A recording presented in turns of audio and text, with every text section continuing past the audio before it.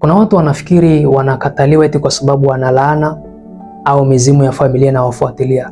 Inaweza kawa sababu, lakini ngoja nikwambie kitu kingine ambacho hujawahi kuambiwa.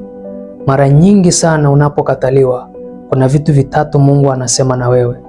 Kitu cha kwanza Mungu anachokuambia ni kwamba wakati wako bado haujafika.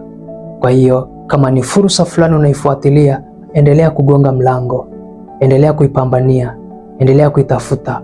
Wakati wako ukifika, hiyo fursa itafunguka na mlango utafunguliwa. Usikate tamaa, usivunjike moyo unapokataliwa. Unaambiwa wakati wako bado.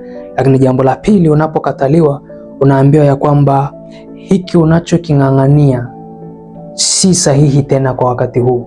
Kuna kitu kingine bora zaidi kuliko hicho ambacho unaking'ang'ania. Inawezekana kilikufanikisha, kilikupa maisha, lakini Mungu anakuambia umeingia kwenye msimu mwingine mpya, au utaingia kwenye msimu mwingine mpya. Kwa hiyo hicho unachoking'ang'ania hakitakufanikisha tena huku mbele. Huyu unayemng'ang'ania hata kufikisha kule unapotaka akufikishe huku mbele. Kwa hiyo Mungu anakuambia sasa ni wakati wa kutafuta fursa nyingine. Ni wakati wa kuwa na watu wengine ambao watakupeleka katika hatua nyingine.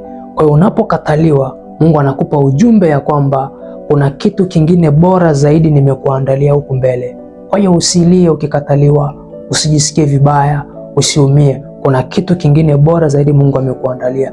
Lakini jambo la tatu Mungu anakuambia ya kwamba fursa hii ambayo unaing'ang'ania au mahali ambapo umekataliwa, Mungu anakuambia ya kwamba unahitaji kujiboresha zaidi, unahitaji kujitengeneza zaidi.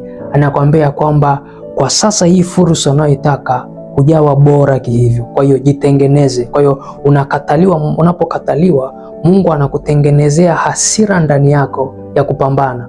Mungu anakutengenezea hasira ndani yako ya kuweka jitihada ili uweze kufanikiwa.